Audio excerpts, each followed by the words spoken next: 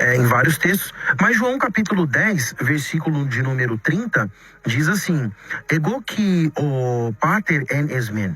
Essa expressão, eu e o Pai somos um, a expressão que trabalha a ideia de um, né?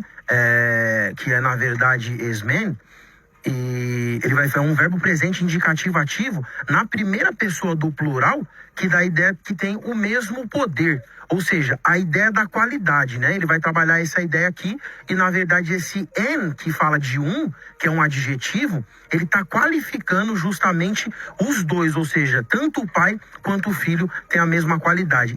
Então se eu, para concluir, se eu falar que Jesus é menor, Deus tem que ser menor quanto Jesus, e aí que está o maior problema. Por quê? Porque João está falando que eles têm a mesma qualidade, por se tratar de um adjetivo. Então, portanto, na eternidade, Jesus é Deus igual ao Pai, e nós vamos discorrer a partir daqui.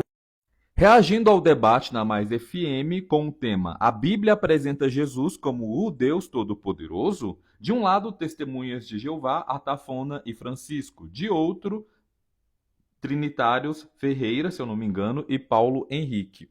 No início do vídeo você observa uma explanação feita pelo Paulo Henrique de João 10:30.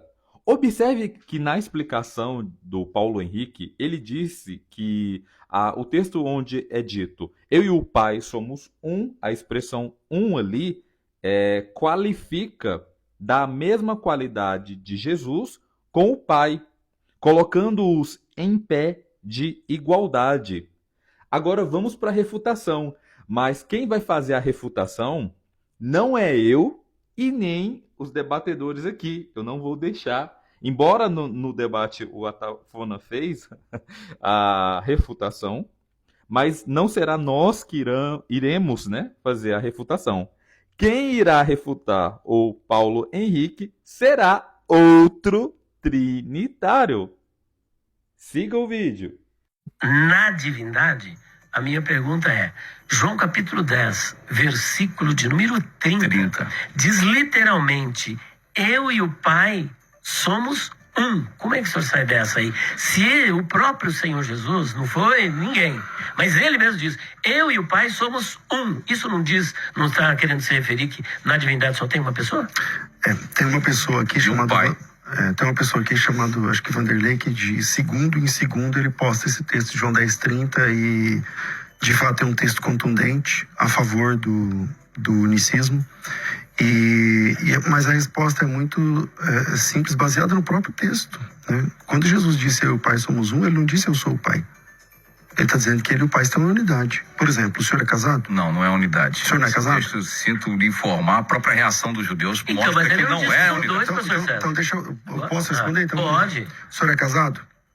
Sim. Então, o senhor e sua esposa são uma só carne? Uma só carne. Então, o senhor é sua esposa? Sim. O senhor é sua esposa? Não sou minha esposa.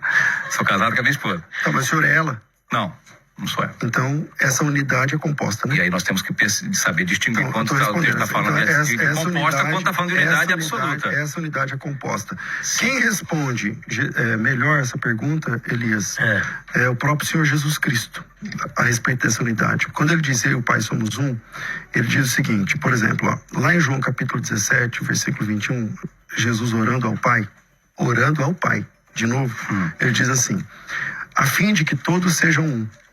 Ele está falando da igreja. Todos sejam um. Como tu, ó Pai, o és em mim. Unidade absoluta. Como tu, ó Pai, o és em mim. Que eles também sejam um em nós, para que o mundo creia que tu me enviaste. Todo pastor já pregou sobre unidade usando esse texto. A igreja inteira é uma única pessoa? Não pode ser. Então acabou o debate. Não acabou o debate. Notem logo no início do debate, o debatedor Paulo Henrique, ele tenta utilizar o grego, uma suposta erudição, para tentar martelar a base de uma doutrina chamada Trindade. Mas vejam como logo em seguida eu coloco a resposta correta sobre o texto de João 10:30, mas não de uma testemunha de Jeová, mas sim de um outro trinitário. Por que essa diferença de interpretação de dois doutores, dois teólogos, dois possíveis professores de hebraico? Bom, Essa diferença porque o compromisso não está com a verdade, mas o compromisso é defender um dogma que não tem base bíblica. Eles vão se utilizar do grego, do hebraico, para até mesmo citando, né, lendo em grego e em hebraico para você, para tentar te impressionar.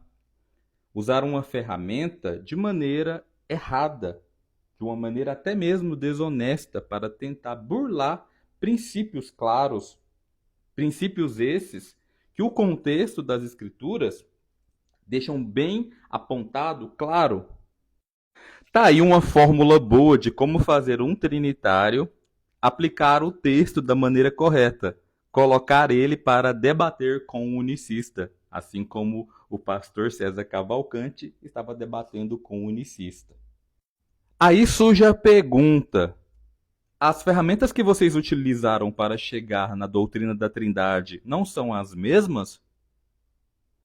As ferramentas não lançam luz sobre o entendimento sobre um texto? Como é que em uma interpretação a palavra um vira uma qualidade de Deus Todo-Poderoso em pé de igualdade com o Pai? Em outro, ele é unidade, união? Apenas dois teólogos? Não, dois teólogos com a mesma fé. E aí, vocês que estão do outro lado da telinha, vocês confiariam nesses dois doutores, gurus, mestres das ferramentas da exegese para te ensinar algo? Utilizam eles as ferramentas de maneira correta? Ou apenas as usam como instrumento para te impressionar e te enganar? O mesmo espírito que guia um não guia o outro para interpretar texto bíblico? Não é o mesmo espírito da verdade, conforme João 16,13, que os guiam em interpretar texto bíblico? Não é este espírito que ensina a pessoa a ter uma clareza a respeito de textos bíblicos? O que nós vemos é confusão. E nós sabemos quem é a mãe da confusão: Babilônia a Grande.